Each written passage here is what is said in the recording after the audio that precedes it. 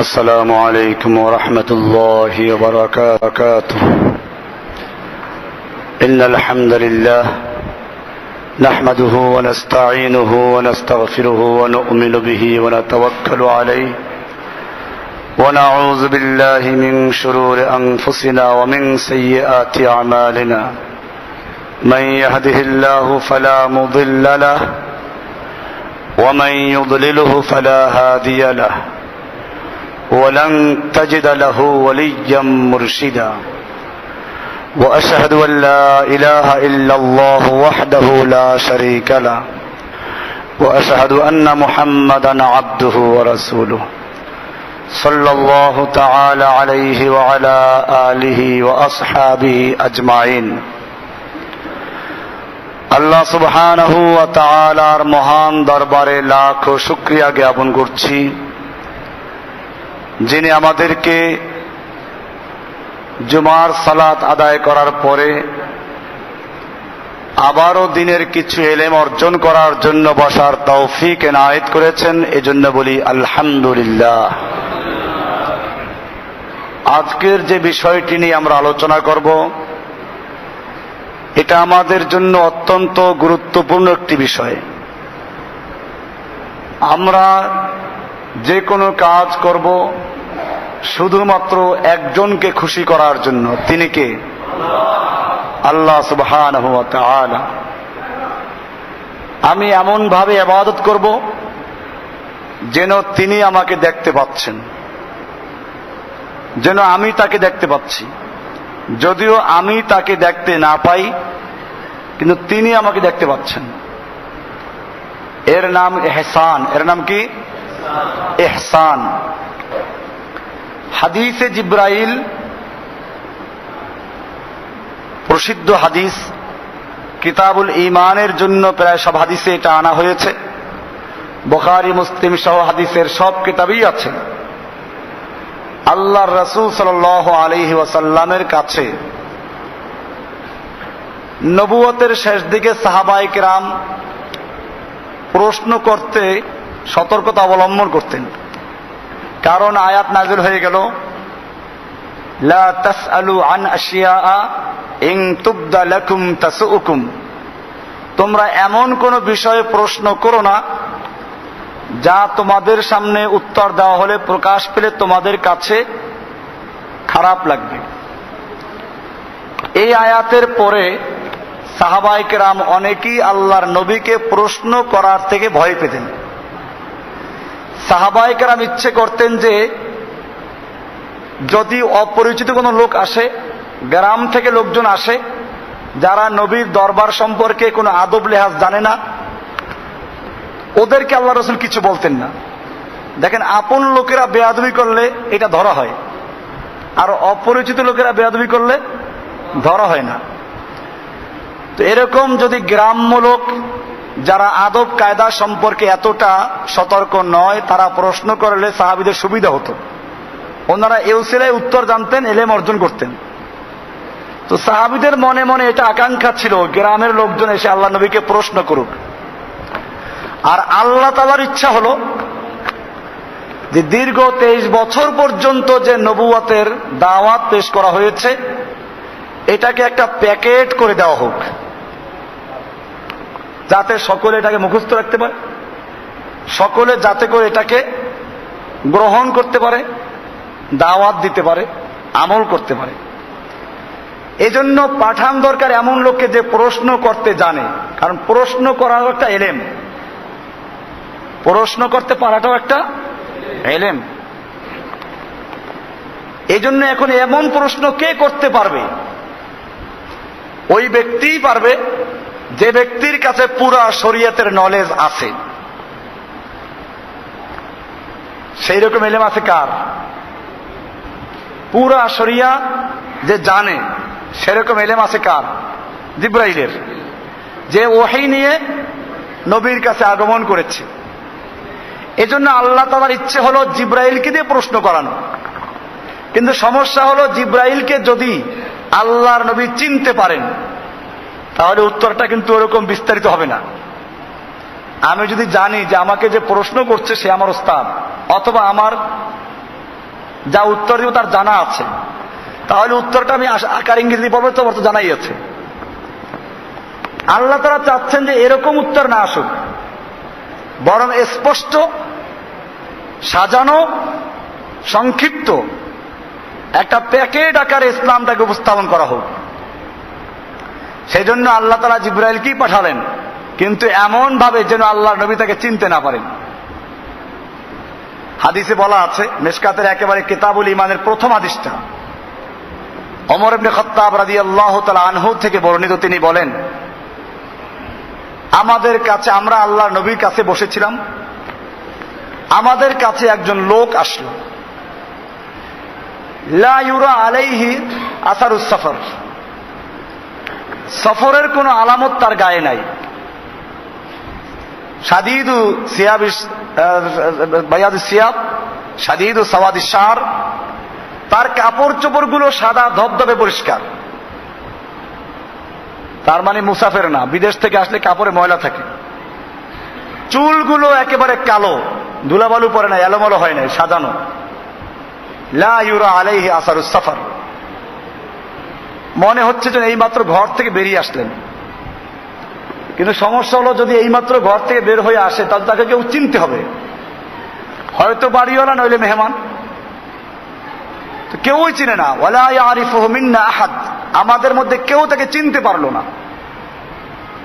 এরপরে সে দরজার সামনে আসলো, এসে বলল, মান মুহাম্মদ, মান মুহাম্মদ, তোমাদের মুহাম্মদকে, মুহাম্মদকে। সাহাবীরা এইভাবে আল্লাহ নবীকে সম্বোধন করতেন না। অপরদিকে দরজার সামনে এসে দাঁড়িয়ে গেল, বলল, আমার জন্য কি প্রবেশের অনুমতি আছে? এতে বোঝা গেল যে লোকটা মজলিসের আদব সম্পর্কে ভালো জানে। বড় মানুষের মজলিসে গেলে কেমনে প্রবেশ করতে, অনুমতি নিতে, এটা তার জানা আছে। এরপরে আসলো, বসলো, বসার ভঙ্গিমাও আলাদা।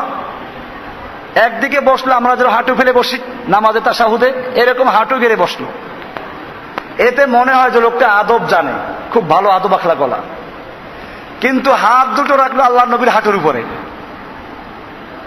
গ্রাম্য লোকেরা যা করে, আপনার কাছে একা মিশে গিয়ে আল্লাহ নবীর রানের উপরে হাত রেখে এবারে হা করে প্রশ্ন করতে আরম্ভ করলো। এইভাবে উল্টা পাল্টা অবস্থা। এরপরে সে প্রশ্ন করলো, ইয়া মুহাম্মদ আখবিরনি আনিল ইসলাম, হে মুহাম্মদ সাল্লাল্লাহু আলাইহি ওয়াসাল্লাম, আপনি আমাকে ইসলাম কি জিনিস তা বলুন। সুন্দর প্রশ্ন, ইসলাম কি জিনিস? আল্লাহর রাসূল সাল্লাল্লাহু আলাইহি ওয়াসাল্লাম তাকে বলে দিলেন, ইসলাম হচ্ছে, এটা মিশকাতের একেবারে প্রথম হাদিসটাই কিতাবুল ঈমানের। আল্লাহর রাসূল সাল্লাল্লাহু আলাইহি ওয়াসাল্লাম তাকে উত্তর দিলেন, আল ইসলামু আন তাশহাদা আল্লা ইলাহা ইল্লাল্লাহ ওয়া আন্না মুহাম্মাদান রাসূলুল্লাহ। ইসলাম হচ্ছে তুমি এই কথার সাক্ষী দাও যে আল্লাহ ছাড়া আর কোন ইলাহ নাই, এবং আরো সাক্ষী দাও যে মুহাম্মদ সাল্লাল্লাহু আলাইহি ওয়াসাল্লাম আল্লাহ তাআলার পক্ষ থেকে প্রেরিত পুরুষ, প্রেরিত রাসূল। এই সাক্ষী দেওয়া, সাক্ষী দেওয়া কি মুখের দ্বারা হয় না কলব দ্বারা হয়? মুখের দ্বারা উচ্চারণ করতে হবে, অন্তরে বিশ্বাস করতে হয়, এর নাম সাক্ষী। এই জন্য কালেমা পড়লে বুঝে শুনে পড়তে হয়। আমরা তো লা ইলাহা ইল্লাল্লাহ পড়ি, অর্থ বুঝি না। লা ইলাহার অর্থ যেটা আমি আগেও আলোচনা করেছি। তো এর সাক্ষী দেওয়া, এটা মুখের দ্বারা হয়, ইকরার বিল লিসান। তারপরে বলেন তুকিমাস সালাত, সালাত কায়েম করবে। অতুতিয়া যাকাত, যাকাত আদায় করবে। তাসুমা রমাদান, রমজানের সিয়াম পালন করবে। তাহুজ্জাল বাইতা ইন ইসতাতা ইলাইহি সাবিলা, এবং যদি সম্ভব হয় তো বাইতুল্লাহ গিয়ে হজ করবে। ক্বালা সাদাক্তা, লোকটা বলল তুমি ঠিকই বলেছ। ওমর ইবনে খাত্তাব রাদিয়াল্লাহু তাআলা বলেন, ফাআজিবনা লাহু ইয়াসআলুহু ওয়া ইউসাদ্দিকুহু, আমরা আশ্চর্য হলাম যে সে একদিকে প্রশ্ন করছে, আবার সে বলছে আপনি ঠিকই বলেছেন, সত্যায়ন করছে। তো এরকম করতে পারে কে, যার উত্তর জানা আছে সে? আমরা আশ্চর্য হলাম, লোকটা প্রশ্ন করছে একদিকে, আবার বলে আপনি ঠিকই বলেছেন, উত্তর সঠিক, উত্তর ঠিক হয়েছে, সঠিক হয়েছে। এরপরে আবার সে প্রশ্ন করলো, ওয়াকালা ইয়া মুহাম্মদ ক্বালা ফাখবিরনি আনিল ঈমান। এবারে আমার দ্বিতীয় প্রশ্ন, আমাকে ঈমান সম্পর্কে বলুন, ঈমান কাকে বলে? কি সুন্দর প্যাকেট, ঈমান কাকে বলে? ক্বালা আন তুমিনা বিল্লাহি ওয়া মালাইকাতিহি ওয়া কুতুবিহি ওয়া রুসুলিহি ওয়াল ইয়াউমিল আখির ওয়া তুমিনা বিল কদরি খাইরিহি ওয়া শাররিহি। এইবারে আর আমল দিয়ে বলেন না, এবারে বলছেন কি খেয়াল করবেন, এবার হচ্ছে আন তুমিনা বিল্লাহি ওয়া মালাইকাতিহি, তুমি আল্লাহ, আল্লাহর ফেরেশতা, আল্লাহর আসমানি কিতাবসমূহ, আল্লাহর রসূলদের প্রতি এবং ওয়াল ইয়াউমিল আখির পরকালের প্রতি ঈমান রাখবে। ওয়া তুমিনা বিল কদরি খাইরিহি ওয়া শাররিহি, এবং তুমি ঈমান বিল কদর, ভালো মন্দ আল্লাহর পক্ষ থেকে হয় এটার উপরে বিশ্বাস করবে, ঈমান রাখবে। এটার নাম হচ্ছে ঈমান। উত্তর শেষ। লোকটা বলল কি, ক্বালা সাদাক্তা, আপনার উত্তর সঠিক হয়েছে, আপনি ঠিক উত্তর দিয়েছেন। এরপরে সে প্রশ্ন করলো ফাখবিরনি আনিল ইহসান, আমাকে ইহসান সম্পর্কে বলেন। ইহসান এইটাই আমার বলা উদ্দেশ্য, এটার জন্য আসলে এইগুলো টানলাম, পুরো হাদিসটা নিয়ে আসলাম। আপনি আমাকে ইহসান সম্পর্কে বলুন। এবারে আল্লাহর রাসূল সাল্লাল্লাহু আলাইহি ওয়াসাল্লাম উত্তর দিচ্ছেন, ইহসান মানে হচ্ছে পূর্ণ ইখলাস।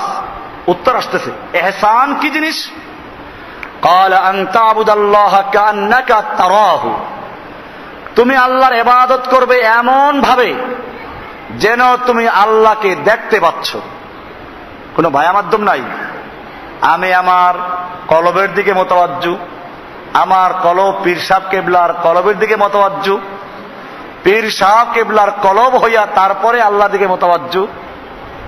আমি বলি আরেকটু যোগ করে, আমি আমার কলবের দিকে মোতাওয়াজ্জু, আমার কলব পীর সাহেবের দিকে মোতাওয়াজ্জু, পীর সাহেবের কলব তার বিবি সাহেবের কলবের দিকে মোতাওয়াজ্জু, তো আমার কলব কই যাইবে? আরেকটু ঘুরেই বলতে পারেন, আমি আমার কলবের দিকে মোতাওয়াজ্জু, আমার কলব পীর সাহেবের দিকে মোতাওয়াজ্জু, আর পীর সাহেবের কলব পায়খানায় মোতাওয়াজ্জু। পীর সাহেব যখন পায়খানা শরীফে আছেন, তো তখন আপনার কলব কোথায় যাবে? এইখানে এবার হাদিস পড়ুন। আল্লাহু আকবার। জিব্রাইল এই জন্যই প্রশ্ন করেছেন, এইখানে কেউ গন্ডগোল না করে হাদিস বোঝার চেষ্টা করুন। প্রশ্ন করলেন মাল ইহসান, ইহসান কি জিনিস বলুন। ক্বালা আন তা'বুদাল্লাহা কাআন্নাকা তারাহু, তুমি আল্লাহর ইবাদত করবে এমন ভাবে যেন তুমি আল্লাহকে দেখতে পাচ্ছ, ডাইরেক্ট যেন তুমি আল্লাহকে দেখতে পাচ্ছ। ফাইন লাম তাকুন তারাহু, যদিও তুমি আল্লাহকে দেখতে পাচ্ছ না, যদি মনে করে সেরকম তোমার আসলো না, এই চিন্তা তুমি করতে পারলা না, তাহলে এটা করতে পারো যে ফাইন লাম তাকুন তারাহু, যদিও তুমি তাকে দেখতে পাচ্ছ না, ফাইন্নাহু ইয়ারাকা, তিনি তোমাকে দেখতে পাচ্ছেন। আর এটাও কম না, হেফজোখানায় যে ছেলেরা পড়ে, বাচ্চারা, শয়তানকে ওদেরকে দুষ্টামি করায়, তো যারা চৌকলা ওরা তো দেখে হুজুর আছে কি নাই, হুজুর থাকলে ঠিক মতো পারে, না থাকলে খোঁচা মারে, দুষ্টামি করে চৌকলারা। আর যে অন্ধ চোখে দেখে না, ও সবসময় পড়ে, কি জন্য?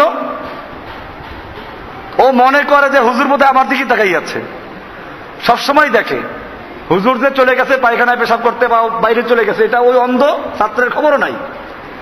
এই দ্বিতীয়টা হচ্ছে যে তুমি যদিও আল্লাহকে দেখতে পাচ্ছ না, কিন্তু এই ধ্যান করো যে আল্লাহ তোমাকে দেখতে পাচ্ছেন। এরপরে আরো অনেক প্রশ্ন আছে, আমাকে কিয়ামত সম্পর্কে বলুন। ফাখবিরনি আনিস সাআতি, আমাকে কিয়ামত সম্পর্কে বলুন।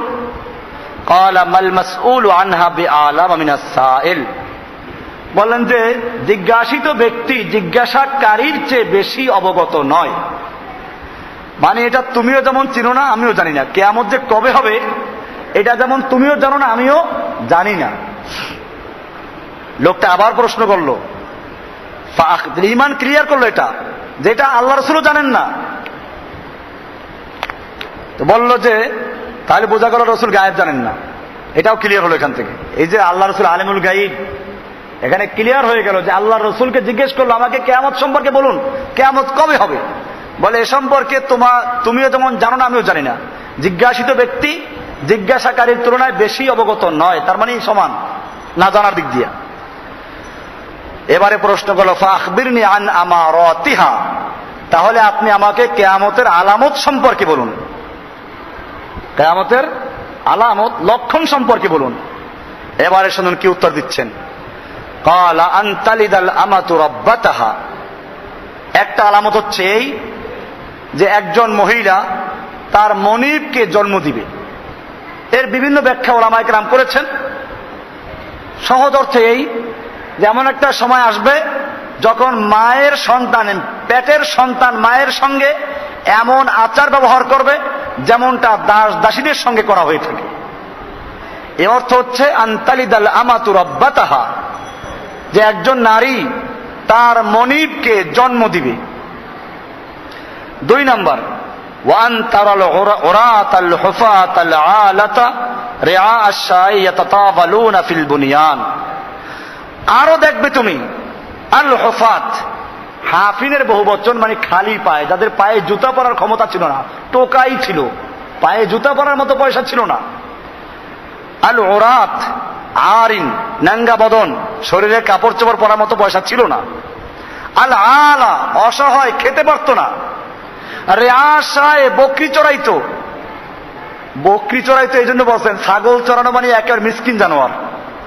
উট চড়াইলেও একটা কথা আছে, গরু রাখালগিরি করলেও একটা কথা আছে। চড়াই কি? ছাগল। এই ছাগলের রাখাল মানে ইতর একেবারে নিম্ন স্তরের মানুষ। এরা করবে কি? ইয়াতাতাওয়ালুনা ফিল বুনিয়ান, বড় বড় অট্টালিকা নির্মাণ করার ক্ষেত্রে তারা প্রতিযোগিতা লিপ্ত হবে, কে কার চেয়ে লম্বা লম্বা ইমারত নির্মাণ করতে পারে। আছে না এখন এই যে বড় বড় অট্টালিকাগুলো নির্মাণ হচ্ছে, খোঁজ নিয়ে দেখেন না এর মা বাবার ইতিহাস কি, এরা আগে কোথায় ছিল। আল্লাহর রাসূল সাল্লাল্লাহু আলাইহি ওয়াসাল্লাম বলেছেন যে এই উলঙ্গ বদন, বকরির রাখাল, ছাগলের রাখাল, এরকম ভাবে খালি পায়ে ছিল। এরা লম্বা লম্বা বিল্ডিং তৈরি করতে গিয়ে, টাওয়ার নির্মাণ করার জন্য প্রতিযোগিতা করবে, প্রাসাদ নির্মাণ করবে। ক্বালা ফান্তালাকা, এই প্রশ্ন করে লোকটা চলে গেছে, প্যাকেট একটা হয়ে গেছে সুন্দর। এখন আপনি ইসলাম জানলেন, ঈমান জানলেন, ইহসান জানলেন, কিয়ামতের আলামত জানলেন, এরপর তো কিয়ামতের কথা বললেন, এরপর কি আর। এইভাবে আলোচনা করলেন। আল্লাহ রাসূল সাল্লাল্লাহু আলাইহি ওয়াসাল্লাম সাহাবীকে পাঠান, দেখো তো গেল কোন লোকটা, লোক নাই, উধাও।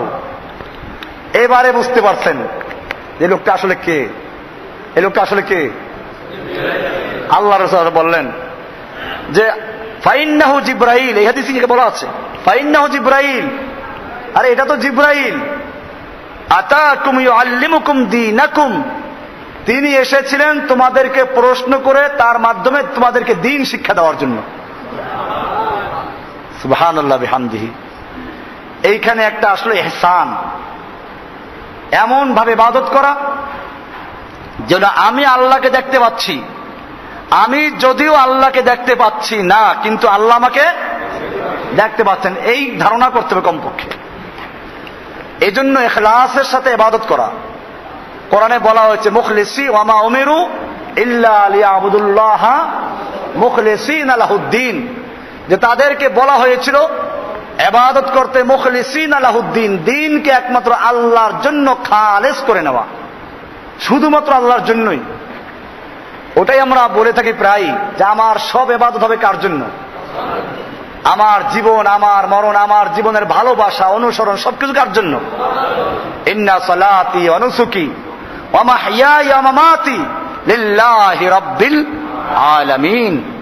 বিশেষ করে আপনারা যারা দায়ী ভাইয়েরা ইসলামের দাওয়াত দিচ্ছেন, আগে মনে রাখতে হবে আমি দিন কায়েমের জন্য আন্দোলন করব, নিজের মধ্যে দিন কায়েম করি নাই। আল্লাহ আমাকে সাহায্য করবেন? এই জন্য তুমি নিজে নিজের ভিতরে আগে দিন কায়েম করো, তোমার জন্য আল্লাহ তাআলা দিন কায়েমের রাস্তা সুগম করে দিবেন। এই জন্য খেয়াল রাখতে হবে আমাদের সব কাজ হবে কাকে খুশি করার জন্য। দুনিয়ায় কে খুশি হলো কি না হলো এটা আমাদের চিন্তার কোনো বিষয় নেই। কে আমাকে ভালো বললো আর কে ভালো বললো না এই চিন্তা করার দরকার নেই। দুনিয়ার সমস্ত মাখলুক আমাকে ভালো বলে, আর একজন আমাকে খারাপ জানে, আমার জীবন ব্যর্থ। দুনিয়ার সমস্ত মানুষ আমাকে খারাপ জানে, সমালোচনা করে, বিরোধিতা করে, আর একজন আমাকে ভালোবাসেন, তিনি কে? আমার জীবন সার্থক, আমার জীবন সফল। যালিকা বিআন্নাল্লাহা মাওলাল্লাযীনা আমানু ওয়া আন্নাল কাফিরিনা লা মাওলা লাহুম।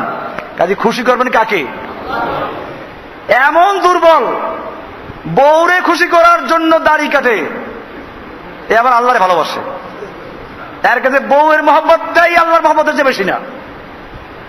আল্লাহ রাসূল সাল্লাল্লাহু আলাইহি ওয়াসাল্লাম বলেছেন, দাড়ি ছেড়ে দাও। আর সে দাড়ি কাটে কাকে খুশি করার জন্য? বউরে খুশি করার জন্য। তো যে বেটা বউরে খুশি করার জন্য আল্লাহর হুকুম কামান্য করে, রাসূলের সুন্নাহ কামান্য করে, এই বেটা দিন কায়েম করবে কি? এত দুর্বল আমরা। দুনিয়া যেদিকে যাক, আমার নবীর সুন্নাত আমি পালন করে ছাড়বো। বউ চলে যায়, যাক না, অসুবিধা কি? আমাকে আল্লাহ তাআলা এর বিনিময়ে কত সুন্দর বউ দিবেন বেহেশতে, যেই বউ পায়খানা করবে না, পেশাব করবে না, ঘুমাইবে না, চোখে ময়লা থাকবে না, মুখে ময়লা থাকবে না, ব্রাশ করা লাগবে না, সুগন্ধি আসবে, যে বউয়ের কি থাকবে না, কোনো রাগ থাকবে না, যে বউ কোনো সময় সৌন্দর্য মেলান হবে না, বরং আরো সৌন্দর্য বাড়তে থাকবে। এইরকম বউ আমার জন্য অপেক্ষা করছে। আর দুনিয়ার এই গান্দা বউ পেশাব করে, পায়খানা করে, নাক দিয়ে ময়লা করে, মুখ দিয়ে ময়লা করে, মাসে কয়েকদিন পর্যন্ত ধরতে থাকে, এই সমস্ত গান্দা একটা বউর জন্য সে তার আল্লাহর নবীর সুন্নাহকে বিসর্জন দিচ্ছে। মনে রাখতে হবে, হাদিসে বলা আছে এগুলো, যে আল্লাহ তাআলা যে হুর দিবে, সে হুরের বৈশিষ্ট্যগুলো। যাই হোক, আমাদের এটা মনে রাখতে হবে, ইখলাস। এখন আপনি ইখলাস আছে কিনা এটা বলার জিনিস না, বরং কেউ যদি বলে যে আমি এই কাজটা ইখলাসের সঙ্গে করছি, তাহলে বুঝতে হবে যে তার ইখলাসটাকে আরো ইখলাস করতে হবে। আর ইখলাস কি করতে হবে? আরো ইখলাস করতে হবে। কারণ আমি যদি ইখলাস মানে আল্লাহর জন্যই করে থাকি, আল্লাহ তা দেখেন নাই, তাহলে আমার বলার কি দরকার আছে? আমি যখন প্রকাশ করছি যে আমি কাজটা ইখলাসের সঙ্গে করেছি, তার মানেই হচ্ছে আমার ইখলাস নাই, তার মানেই হচ্ছে আমার ইখলাসের সমস্যা আছে। এজন্য কোন একজন লিখেছেন, মান আযহারা ইখলাসাহু ফাইখলাসুহু মুহতাজুন ইলাল ইখলাস। যে ব্যক্তি তার কাজের মধ্যে ইখলাস দেখতে পায় এবং প্রকাশ করে, তার ইখলাসটাও আবার ইখলাস করার মুখাপেক্ষী রয়েছে। আপনি দেখবেন কোরআনে একটা সূরা নাম আছে সূরা ইখলাস, ওই সূরার মধ্যে ইখলাস শব্দটা নাই, কিন্তু অন্যান্য সূরায় দেখবেন ওই সূরার যে নাম ওটা ওই সূরার মধ্যে আছে। সূরা বাকারা ওই সূরার মধ্যে আছে, সূরা আলে ইমরান ওই সূরার মধ্যে শব্দটা আছে, সূরায়ে নাস ওই সূরার মধ্যে আছে, সূরা ফালাক ওই সূরার মধ্যে আছে, সূরা লাহাব, লাহাব শব্দ তাব্বাতে আবুল হাবে আছে, সূরা কাফিরুন কুলিয়াল কাফিরুনে আছে, সূরা কাউসার ওই সূরায় আছে, সূরা ফিল ওই সূরার মধ্যে ফিল আছে। কিন্তু সূরা ইখলাসের মধ্যে তালাশ করেন, ইখলাস শব্দ আছে? কেন নাই? আল্লাহ তাআলা জানিয়ে দিলেন যে ইখলাস এমন এক জিনিস যেটা উল্লেখ থাকে না, ইখলাস এমন এক জিনিস যেটা প্রকাশ করা যায় না, ইখলাস এমন জিনিস যা দেখা যায় না, বলা যায় না, বরং এটা যার জন্য করি আলিমুম বিদাতিস সুদূর, যিনি অন্তর্যামী, যিনি আমার গোপন প্রকাশের সব জানেন, তিনি একমাত্র জানেন, তার বিষয়। সেজন্য আমাদের প্রত্যেকটা কাজে একমাত্র লক্ষ্য হবে কাকে খুশি করা। এটা যদি হয় তাহলে আমার আমল গ্রহণযোগ্য হবে, আর এটা যদি না হয় তাহলে আমার আমল গ্রহণযোগ্য হবে না। আমরা আগেও বলেছি এটা, যে কোনো ইবাদত কবুল হওয়ার জন্য দুইটা শর্ত। কয়টা শর্ত? শারতান লিকবুলিল ইবাদাহ। যে কোনো ইবাদত কবুল হওয়ার জন্য দুইটা শর্ত। আপনাদের মুখস্থ আছে না? কয়টা শর্ত? কি কি? অনেক কম লোক উত্তর দিল, এটা তো আশা করি নাই। বোঝা গেল আমাদের এখন এলেম আরো বেশি অর্জন করতে হবে, প্রত্যেকের মুখেতে উচ্চারণ আসবে। ইখলাস দুইটা শর্ত। কয়টা শর্ত? ইখলাসুন নিয়ত ওয়া ইত্তিবাউস সুন্নাহ। বলেন দুই শর্ত কি কি? হ্যাঁ, এবারে ঠিক আছে। ইখলাসুন নিয়ত ওয়া ইত্তিবাউস সুন্নাহ। যে কোনো ইবাদত কবুল হওয়ার জন্য দুইটা শর্ত। কয়টা শর্ত? এক নম্বর হচ্ছে ইখলাসুন নিয়ত, যেটা নিয়ে আলোচনা হচ্ছে। নিয়তটা সম্পূর্ণ আল্লাহর জন্য খালেস করে নেওয়া। দুই নম্বরে একটা আসলে আমরা ইনশাআল্লাহ আরো পরে আলোচনা করব, ইত্তেবাউ সুন্নাহ।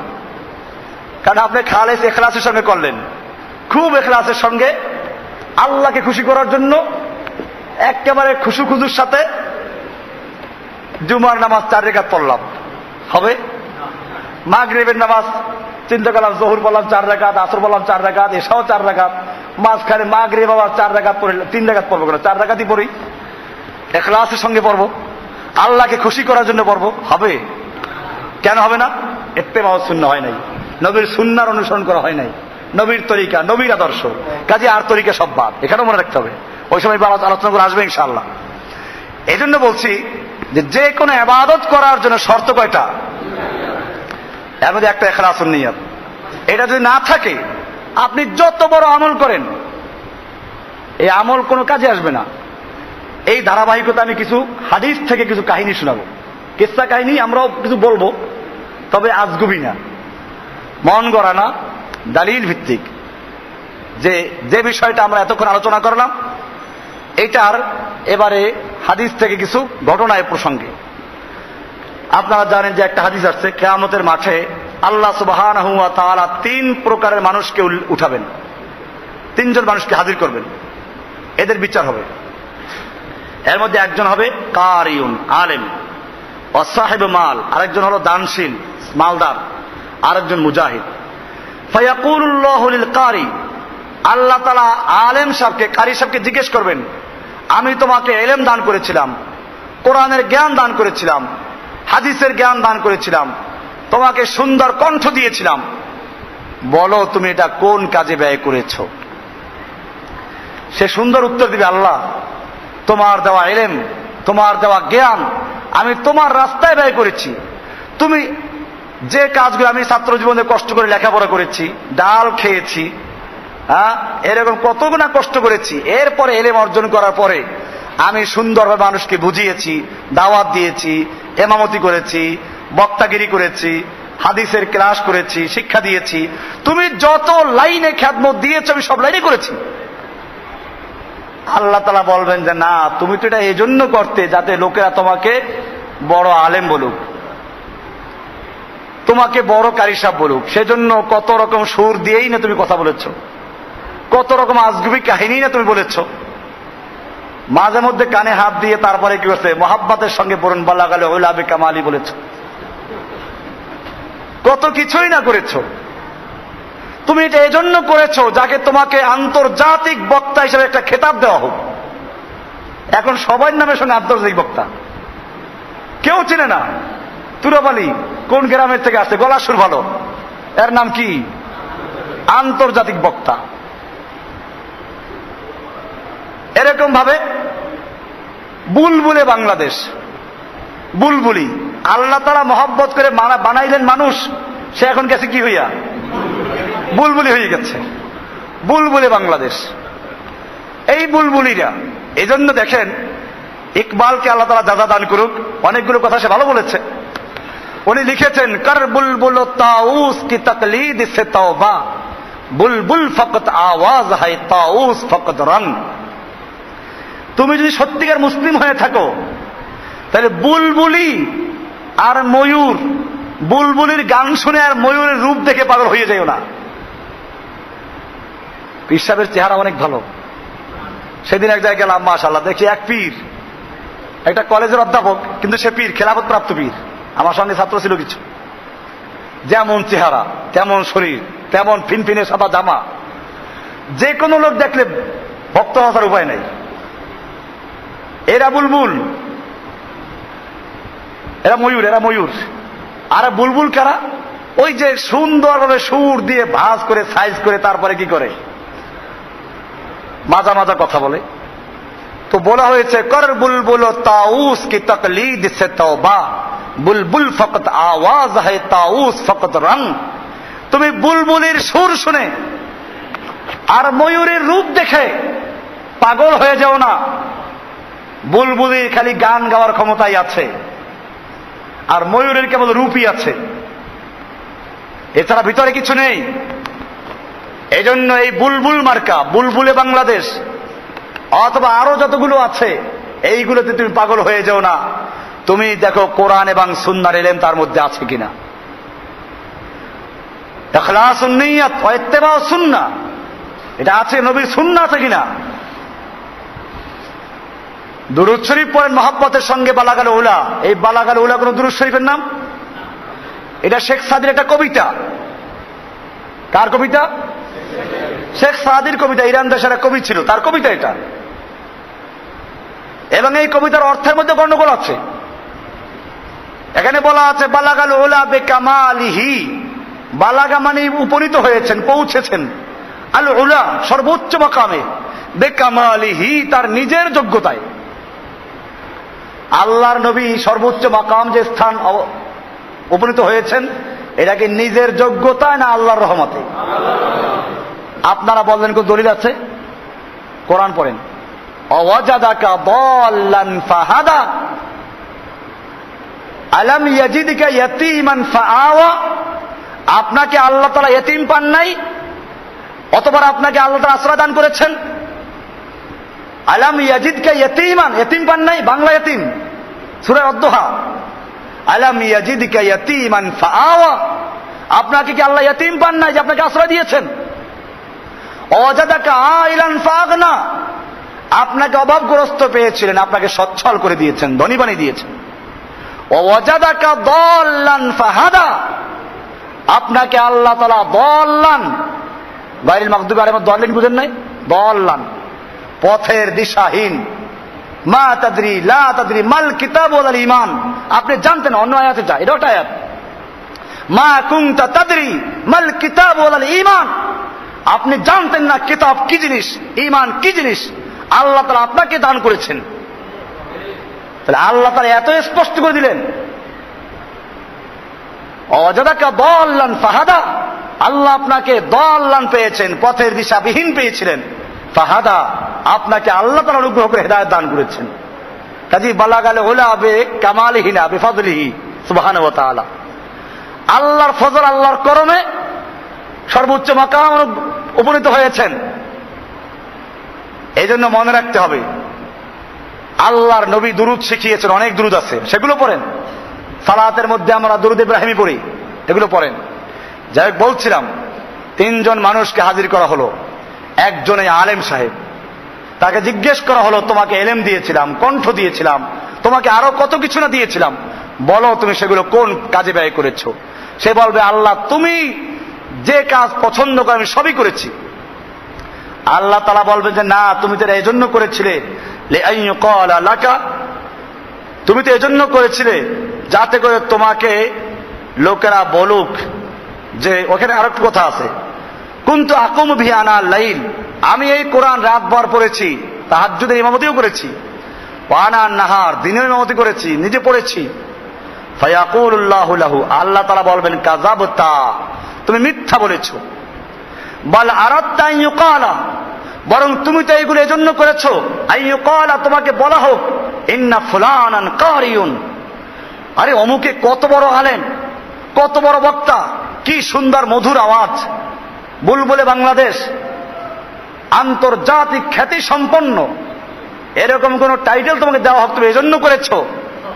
আর তোমার সেই উদ্দেশ্য দুনিয়াতে অর্জন হয়েছে, তোমাকে তা বলা হয়েছিল, এই খেতাব তোমার নামের সঙ্গে যুক্ত করা হয়েছিল। এখন তুমি যে জন্য করেছিলে তা তোমার মিলে গেছে, আমার কাছে কিছুই পাওয়ার নাই।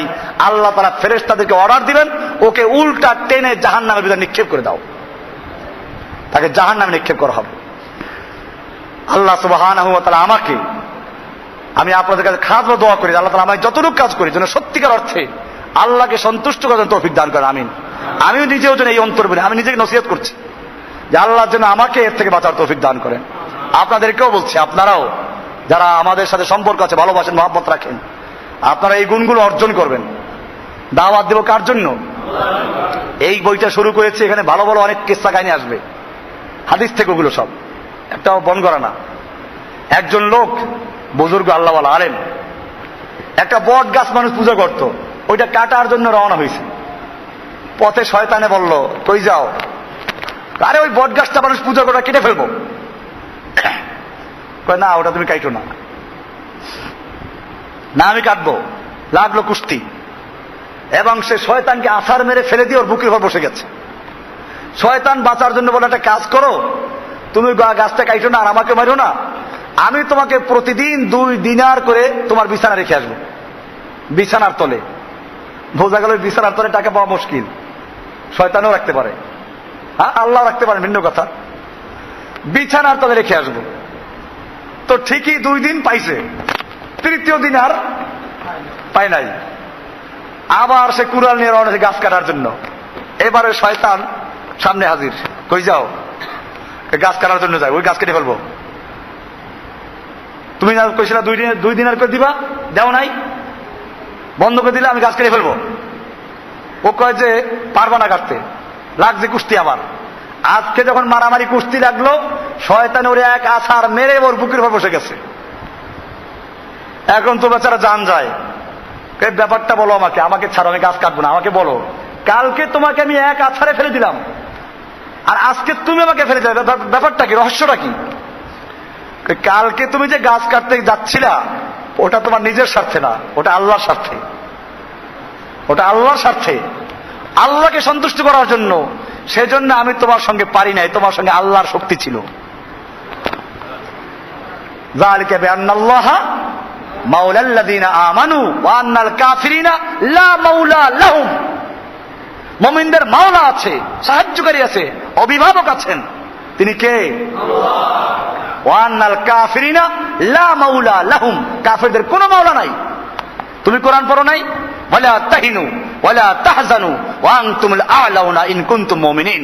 কোনো ভয় নাই, কোনো চিন্তা নাই, তোমরা থাকবে উচ্চাসনে যদি মুমিন হতে পারো। তুমি ওই সময় মুমিন ছিলা, আল্লাহকে সন্তুষ্ট করার জন্য কাজ করেছো। আমার মতো শয়তানের সম্ভব তোমাকে আছাড় মারা। আমি শয়তান, ইবলিস পরিচয় দিল। আর আজকে তুমি গাছ কাটতে যাচ্ছ, ওই ইখলাস তোমার নাই। তুমি যাচ্ছ নিজের 2 দিনের পাও নাই, সেজন্য যে কারণে তোমার আল্লাহ সাহায্য সাথে নাই। আজকে তোমাকে এক আছাড় দিয়ে ফেলে দিয়েছি। আসবে এগুলো। তো এখানেও 2 নাম্বার ব্যক্তি, এই হাদিসগুলো সব সামনে আসবে ইনশাআল্লাহ। আমি হাদিস রেফারেন্স এগুলো সব এই কিতাবে শুরু করেছি, 2-3 সপ্তাহ যাবে আশা করি ইনশাআল্লাহ। তারপর আমি একটা বিষয় ক্লিয়ার করতে চাচ্ছি। যেহেতু আপনারা দাওয়ার কাজ করেন যারা, আমাদের খেয়াল রাখতে, আমরা আগে নিজের মধ্যেও দিন কায়েম করব। আবার এটা না, আমি কথা বলছি না যে আগে নিজের মধ্যে দিন কায়েম করে তারপরে দাওয়াত দেওয়া শুরু করব। না, আপনি দাওয়াত দিতে থাকবেন, দিন না থাকলেও দাওয়াত দিবেন। ওই দাওয়াত আপনাকে আপনার ইখলাসের দিক নিয়ে আসবে। এখানে আবার কেউ বিভ্রান্তি ছড়ায় যে এমন কথা কেন বলো, কোরআন আছে না, লিমা তাকুলুনা মা লা তাফআলুন, এমন কথা কেন বলো যেটা তুমি করো না। ওটা ভিন্ন তাফসীর আছে, ওটা আমি তখন আয়াত উত্তর দেব ইনশাআল্লাহ। কাজে আমরা যদিও নিজের ভিতরে কিছু কিছু আমল এখনো ঢুকে নাই, ঢুকাবার চেষ্টা করব, কিন্তু তারপরে আমি আমল না থাকলে পরে দাওয়াত দিব না, এটা করা যাবে না। দাওয়াত দিতে হবে। ওই দাওয়াত দিতে দিতে আমার মধ্যে আমল চলে আসবে। 2 নম্বর ব্যক্তি সাহেবুল মাল, একজন ধনী দানশীল দানবীর, তাকে হাজির করা হবে।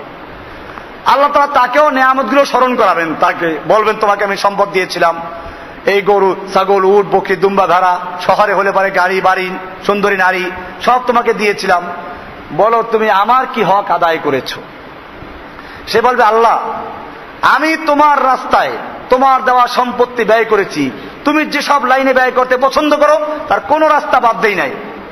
আল্লাহ তোমাকে সন্তুষ্ট করার জন্যই তো সব করেছি। আল্লাহ তাআলা বলবেন যে না, তুমি তো এজন্য করেছিলা যে তোমাকে লোকেরা দানশীল বলবে, জাওয়াদুন, দানশীল দানবীর, হাতেম তই, তোমার নামে মারহাবা বলা হবে, অমুকের নাম ছড়িয়ে পড়েছে দানশীল। আর এটা ওয়াকাদ কিলা, তা তোমাকে বলা হয়েছে। কাজে তুমি যে উদ্দেশ্যে করেছিলে সেটা তোমাকে আল্লাহ তাআলা তোমাকে দেওয়া হয়েছে, দুনিয়া পেয়ে গেছো। এখন আমার কাছে কিছুই পাওনা নাই, ফাসুহিবা বিহি ইলান নার, তাকেও উল্টা করে পা টেনে জাহান্নামে নিক্ষেপ করা হবে। 3 নম্বর, ওয়ায়ুতা বিল্লাযী কুতিলা ফী সাবিলিল্লাহ, আরেকজন আসবে মুজাহিদ, জিহাদকারী, যে ব্যক্তি জিহাদ করতে করতে আল্লাহর রাস্তায় শহীদ হয়ে গেছে। তাকে আল্লাহ তাআলা বলবেন, ফায়াকুলু আমারতু বিল জিহাদ ফী সাবিলিল্লাহ, আমি তোমাকে শক্তি দিয়েছিলাম, রণকৌশল দিয়েছিলাম, বাহুতে শক্তি দিয়েছিলাম, বলো তুমি সে কোন কাজে ব্যয় করেছো? বলবে, আল্লাহ তোমার দেওয়া শক্তি আমি তোমার রাস্তায় ব্যয় করেছি, যুদ্ধ করেছি, আমার দেহের কোন একটা অংশ যুদ্ধ করতে করতে জখম হওয়া ছাড়া বাকি ছিল না। এমনকি শেষ পর্যন্ত আমার প্রাণ প্রিয় জীবনটাও তোমার রাস্তায় দিয়ে দিয়েছি। আল্লাহ তাআলা বলবেন যে না, তুমি তো এটা এজন্য করেছিলে যাতে করে লোকেরা তোমাকে কিছু একটা খেতাব দেখ, বীর বিক্রম, বীর উত্তম, বীর শ্রেষ্ঠ, বীর প্রতীক, আরো কত কিছু। তোমার নামে একটা গেট তৈরি হবে বীর অমুক, তোমার নামে রোডের নাম হবে বীর অমুক, তোমার প্রচার হবে, পত্রিকায় ছবি আসবে। ইসলামিক আন্দোলন আমরাও ওই মিছিল করতাম আগে যখন, তো মিছিল করার সময় যখন এই বিভিন্ন মিডিয়ার ক্যামেরাগুলো দেখে তখন নেতারা সব দৌড় দিয়ে সামনে যায়, কারণ ছবিটা পত্রিকায় আসুক। আর যখন পুলিশে পিটান শুরু করে তখন দৌড় দিয়ে পিছনে যায়। भागने वालों के आगे मरने वालों के पीछे, भागने वालों के आगे मरने वालों के কি জিহাদ, জেহাদ জেহাদ জেহাদ চাই, জেহাদ করে বাঁচতে চাই, লড়াই লড়াই লড়াই চাই, লড়াই করে বাঁচতে চাই, মরলে শহীদ বাঁচলে গাজী, আল্লাহর জন্য জীবন বাজি। হ্যাঁ, এইসব মিছিল করছি আমরা আগে। এরপর যখন পিটান শুরু হয়, পুলিশের টিয়ারশেল শুরু হয়, আগেই মিছিল আছে, কি হবে, বাধা আসবে যেখানে, লড়াই হবে সেখানে, এই স্লোগান দিতাম আগে। এরপরে যখন পুলিশের বাধা আসে তখন উল্টা দৌড়, এমন জোরে কে কার চেয়ে দৌড়িতে বেশি পারে, দৌড়ের প্রতিযোগিতা হয় তখন।